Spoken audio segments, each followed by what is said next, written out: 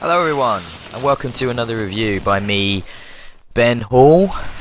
That's my name, and I'm here with a review of Lifeless Planet for BritXbox.co.uk. This came as a bit of a surprise for me, this little game. I remember a little bit of buzz about it from about a year ago when it came out on PC, and I didn't pay a great deal of attention to it, just that, well, that looked interesting, but it went away a little bit quietly. But I remember them mentioning that it was all developed by one guy, which I thought was really impressive. Just from the visual standpoint and what was being attempted to achieve. So I was really excited to see this come out on Xbox and to play it for myself. And I've not really been able to put it down. I've played it over the course of about 3 days with about 6 or 7 hours of game type, and there's an achievement for actually doing it, I think, around 4 hours, and an achievement for playing it for more than 10, which I might well do because I want to try and get all the collectibles. It's difficult to talk about a game like this because it's so incredibly story focused. I actually made a point of capturing this video from a part of the game. It's fairly late on in an interesting environment, but there's nothing story related in the video at all, just me doing a lot of platforming around the map.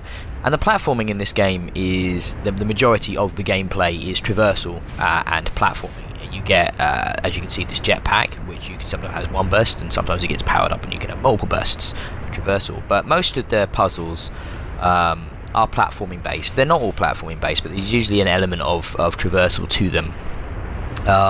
There's a bit of an element of trial and error. I think you're about to see me die as well, and you die not like as much as you would in a roguelike, but you die enough to make you understand that there is punishment for mistakes. But honestly, I could talk about the gameplay in this and focus on that, and while it's perfectly serviceable and at times quite enjoyable, it's not the main thrust of the game. The main thrust is without a doubt the story. The story, the way it's told, the environment, the sparse, desolate, open sort of world that is presented to you, and the way they convey emotions in this game, and the way it makes you feel, or loneliness, solitude, desperation, fear, and then on the other side things like hope, excitement, exhilaration. It's very impressive that this quite artsy small game, at least in its team, is so accomplished in its narrative abilities.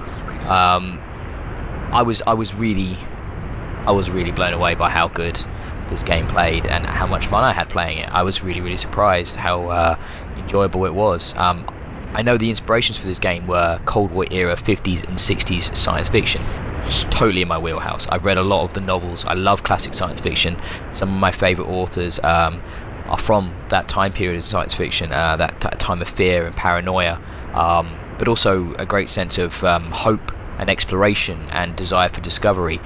And all of that comes across in this game.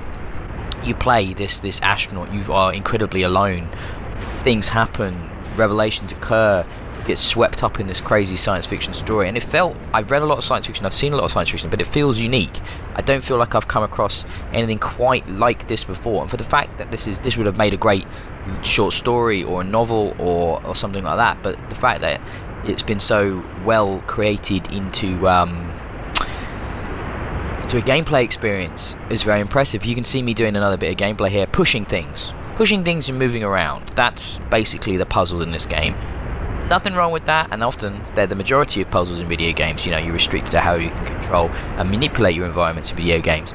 But that's not what it's about. It's about the experience, it's about the feeling of this game. And as I mentioned in my review, this is a great example of why indie games should continue to be experimental and should appear on consoles and get to a wider audience. Lifeless Planet is actually exclusive to the Xbox One, at least for now. I believe at the time of review of this, and the time you're reading this or seeing this, it's actually on offer, but it's not for much longer. It's 20% off. I recommend it highly. I was really surprised, and I want to see more games like this. And now watch me pull off this crazy jump that saves myself and come to the end of the review. Please head over to BritXbox, check out the full review, and yeah, pick this game up. Be surprised.